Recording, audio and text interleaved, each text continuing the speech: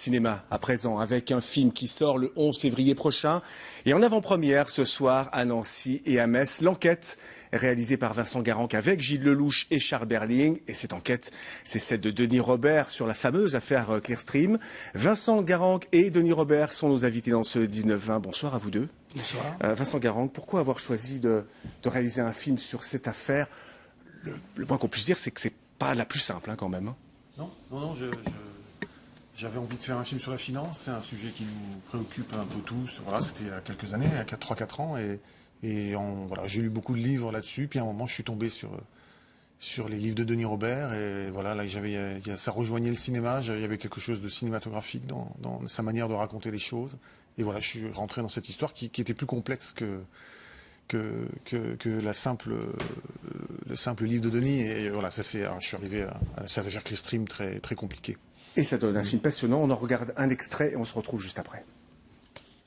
Commissaire Julien, nous sommes venus vous interroger et faites une perquisition. Si j'avais su qu'en me lançant dans cette enquête, j'allais me foutre dans une telle merde.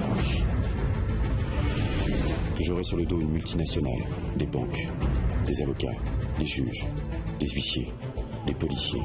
Vous avez déjà entendu parler de Clearstream? Je me retrouverais au cœur des guerres fratricides entre les deux principaux marchands d'armes français et de 2 candidats à l'élection présidentielle. Franchement, je crois que j'y serais pas allé. J'ai rencontré un type. T'as raconté quoi? L'histoire du système de dissimulation de capitaux à l'échelle internationale. Il y a eu 4 appels accrochés aujourd'hui, je sais pas ce qui se passe là. Vous avez quitté Clearstream il y a 10 ans, monsieur. Et vous foutez à ce point-là.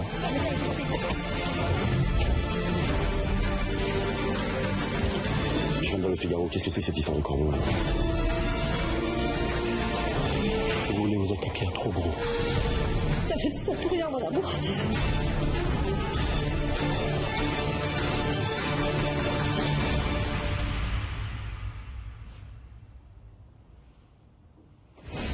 Et la bande-annonce donne envie. L'enquête de Vincent Garanc. Denis Robert, comment vous avez participé à ce film? J'ai une participation très active puisque c'est adapté de mes livres et de mon histoire. Puis c'était un travail à deux, quoi. Un film comme ça, c'est 3 années à peu près. Il y a 2 années d'écriture, 1 année de tournage et de montage. Et la première année, c'est tout un travail d'approche, de discussion. Et Vincent devait s'imprégner de mon travail, de mon univers. Et je suis vraiment heureux du résultat parce que non seulement c'est un excellent et un formidable thriller politique avec du suspense que peut voir n'importe quel étranger. C'est dans la lignée des grands films américains, les 3 jours du Condor, ce genre de choses. Et puis, mais en plus, pour un public français, c'est passionnant parce que on replonge grâce au cinéma dans des affaires dont, évidemment, on a mangé du Clearstream.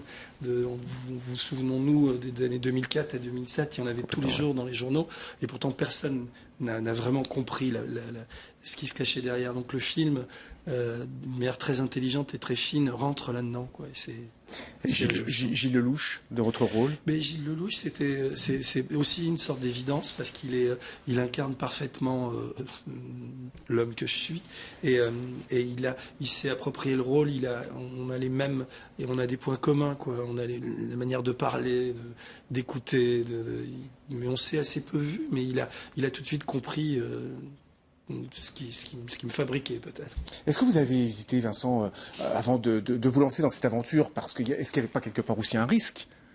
Oh non, je pense qu'il n'y a plus de risque. On s'est lancé dans l'affaire avant que Denis gagne définitivement ses procès avec la Cour de cassation. On était déjà parti dans le projet avant, mais on n'avait pas pensé à ça en fait. On s'est dit, ah bah oui, tiens, en fait, ah bah en plus, on a de la chance, il a gagné en Cour de cassation, donc on peut vraiment raconter son histoire. Mais non, bien sûr, pour moi, c'était un peu, j'avais l'impression que c'est une histoire un peu ancienne et qu'il y a une espèce voilà, c'est un peu oublié. Non, j'ai jamais pensé qu'il y avait un risque du tout, non. L'enquête qui sort le 11 février et en avant-première à Nancy et à Metz aujourd'hui. Et puis il y a cette BD également, l'affaire des affaires, qui sort chez Dargaud. Et c'est à découvrir également. Merci beaucoup à vous deux d'avoir accepté notre invitation dans ce 19-20. Bonne continuation, bonne route. C'est la fin de cette édition. Merci à vous de l'avoir suivi.